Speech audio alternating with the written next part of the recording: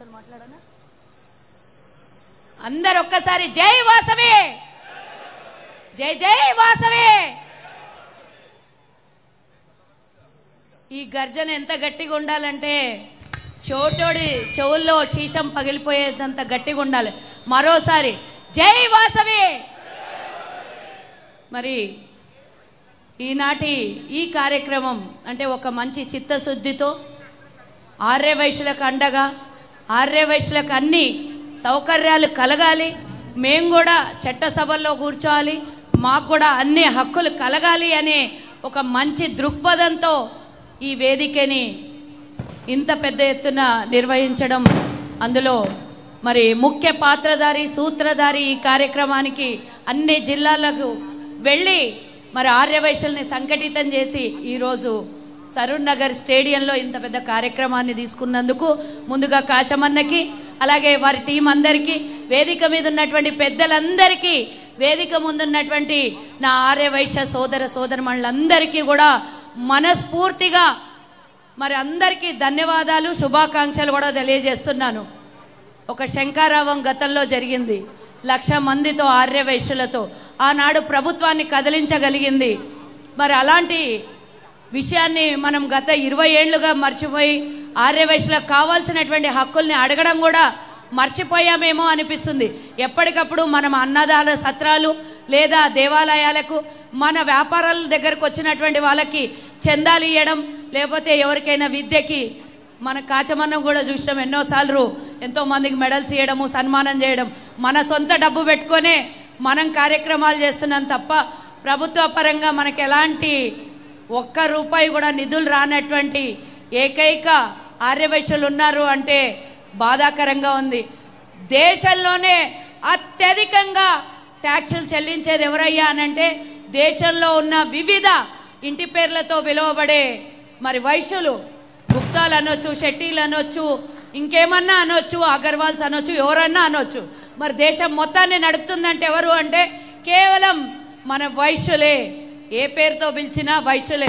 మరి అలాంటిది మనం దేశంలో అత్యధికంగా ట్యాక్సులు కట్టి ప్రభుత్వాన్ని నడిపిస్తున్నటువంటి మనకి కూడా మరి ప్రభుత్వ పరంగా ఎన్నో నిధులు రావాలి, ఎన్నో మన హక్కుల్ని కూడా సాధించుకోవాల్సినటువంటి అవసరం ఉంది. కాబట్టి మన హక్కుల్ని మనం కొట్లాడతలేము, మనం అందరం ఏకం కావట్లేదు. ఇందాక కాచమన్న 2-3 మాటలు చెప్పిండు. దయచేసి మన హక్కుల్ని మనం కొట్లాడట్లేదు.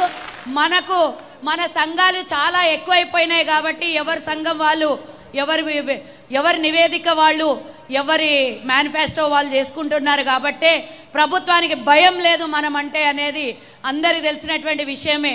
నేను మరి ఈ సందర్భంగా మీరు పెట్టినటువంటి మరి ఇక్కడ మనం ఇందాక నుంచి చదువుతున్నాం కూడా, చూస్తున్నాం కూడా, మీరు తీసుకుపోయినటువంటి ఎజెండా కూడా గతంలో మేము చాలాసార్లు ఇక్కడ ప్రేమ్ గారు ఉన్నారు, మరి మేము కూడా ఉన్నప్పుడు అప్పుడు దామాషా ఆర్యవైశ్యుల దామాషా ప్రకారం ఆర్యవైశ్యులకు చట్టసభల్లో స్థానం కలగాలి అన్నాం. కానీ ఇంతవరకు దొరకట్లేదు. అడుక్కొని మనకు 1 సీటు కూడా భిక్షం వేసే పరిస్థితికి వచ్చిర్రు అంటే ఇంతకన్నా దరిద్రం ఇంకోటి ఉండదు. కానీ దీని వెనుక లోపం ఎవరిది? ఏ ప్రభుత్వంతో కాదు, ఏ రాజకీయ పార్టీదో కాదు. ఒక కల్వ సుజాత ఈరోజు వేదిక మీద నిలబడి ఒక టికెట్ కావాలి అని గత 10 ఏళ్లుగా పార్టీలకు పనిచేస్తున్న ఈరోజు నాయకులకు టికెట్ కావాలని అనుకునే స్థితిలో మన వెనకాల మన ఆర్యవైశ్య సోదరులు కానీ, ఆర్యవైశ్యులు మాకెందుకు ఇస్తారా సస్తారా అని అడిగేంత లేదు. కాబట్టే మనం ధైర్యంగా అడగలేకపోతున్నాం, మనం ముందుకు రాగలేకపోతున్నాం. ఎంతసేపు మన వ్యాపారాలు మనము మన కుటుంబం అని చూసుకుంటున్నాం. కాబట్టి ధైర్యం లేకనే మరి ప్రభుత్వాలు మనకు భయపడతలేవు అంటే ఇందులో ఆశ్చర్యం లేదు. మనం ఎన్నడైతే ధైర్యంగా ముందుకు పోతామో, ఈరోజు నేను కులాలు వర్ణాల పేరు చెప్పను, ఈరోజు ఒక కాంగ్రెస్ పార్టీలోనే తీసుకుంటే మాకో 50 సీట్లు ఇవ్వండి అని ఒక్కోళ్ళు అడుగుతారు, మాకో 30 సీట్లు ఇవ్వండి అని ఇంకోళ్ళు అడుగుతారు. మరి ఎందుకు ఆర్యవైశ్యులు మా దామాషా ప్రకారం మాకు సీట్లు కేటాయించండి అని ఏ పార్టీకి డిమాండ్ చేయలేకపోతుంది? ఎందుకు అని అంటే మనం ముందుకు వెళ్ళట్లేదు. వెళ్ళే ఒక్కళ్ళిద్దరిని కాళ్ళు బట్టి గుంజే పరిస్థితిలో ఉంది. కొంతమంది మాత్రమే అయ్యో మన కులం నుంచి ఒకళ్ళు ఇంత ముందుకెళ్ళి యాక్టివ్గా పనిచేస్తున్నారు, వాళ్ళకి మనం సహకరించాలని ఉన్నా కూడా వాళ్ళకు ఉన్నట్టి సమయం సరిపోక మళ్ళీ మనం అదే స్థితిలో ఉంటున్నాం. ఆ స్థితి మానుకొని డెఫినెట్గా వస్తున్న ఎన్నికలు కాబట్టి నేను ప్రతి వేదిక మీద ఇది మాట్లాడాల్సి వస్తుంది. ఆర్య వైశ్యులకి ఏ పార్టీ కూడా సముచిత స్థానం కలగకపోతే మేము మీకు ఓట్లేయం, మేము మీకు ప్రచారం చేయం, మళ్ళీ మేము నెగటివ్ ప్రచారం చేస్తామని డెఫినెట్గా తీసుకొని పోతేనే ఆర్య వైశ్యులకు ఉన్నటువంటి హక్కుని కానీ ఆర్య వైశ్యులకు ఉన్నటువంటి ధైర్య సాహసాలకు కానీ గుర్తించి మనల్ని కూడా చట్ట సభల్లో కూర్చోబెట్టడానికి వాళ్ళు భయపడి చచ్చినట్టు టికెట్లు ఇవ్వాల్సి వస్తుంది. ఇంకో విషయం, ఈరోజు పెట్టుకున్నటువంటి ముఖ్య ఎజెండా, నేను రాజకీయ నాయకురాలిని కాబట్టి నాకున్నటువంటి స్వార్థంతో ఇవన్నీ మీతో షేర్ చేసుకుంటున్నాను. నిజంగానే గతంలో ఎన్నోసార్లు మాట్లాడుకున్నాం మేము, మరి ఆర్య వైశ్యుల జనగణన జరగాలి అని, కానీ ఎప్పుడు జరగలేదు. అసలు రాష్ట్రాల్లో జనగణననే చక్కగా జరగకపోతే మనకేం జరుగుతుంది? మనం దాని గురించి మాట్లాడట్లేదు. మనం ఎన్నో రోజుల నుంచి వైశ్య కార్పొరేషన్ అడుగుతున్నాం. వైశ్యుల గురించి అన్న 2 నిమిషాలు టైం ఇయ్యే, ఒక్క నిమిషం మాట్లాడిస్తే ప్లీజ్. ఎందుకంటే ఉన్నటువంటి సమయంలో నేను 2 నిమిషాలు చెప్పుకొని పోవడం కోసమే, ఉన్నటువంటి పీక్ టైంలో యాక్చువల్లీ ఇంకో 2-3 రోజులలో టికెట్లు అనౌన్స్ అవుతాయి కాబట్టి ఆ సందర్భంలో కూడా నేను ముఖ్యంగా ఇక్కడికి చెప్పడం కోసమే రావడం జరిగింది. ఆర్య వైశ్యులకు సంబంధించింది ఏదైనా సరే ఇచ్చి తీరాల్సిందే, మన హక్కుల్ని మనకిచ్చి తీరాల్సిందే. ఏ ప్రభుత్వం వచ్చినా కూడా మన డిమాండ్లని ప్రభుత్వం ముందు పెట్టాల్సిందే, తప్పదు.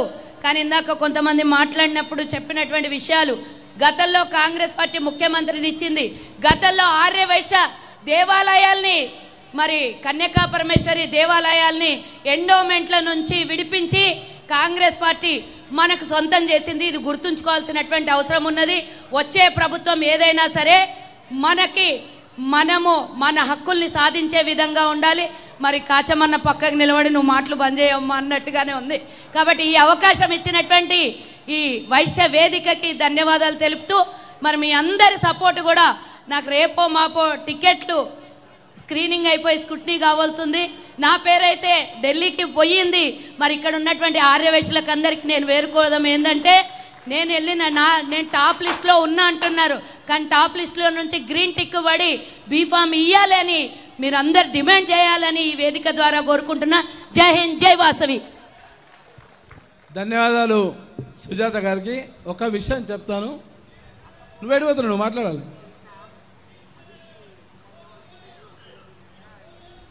ఓటేయకపోతే పాపం చేసినట్టు ఆగు.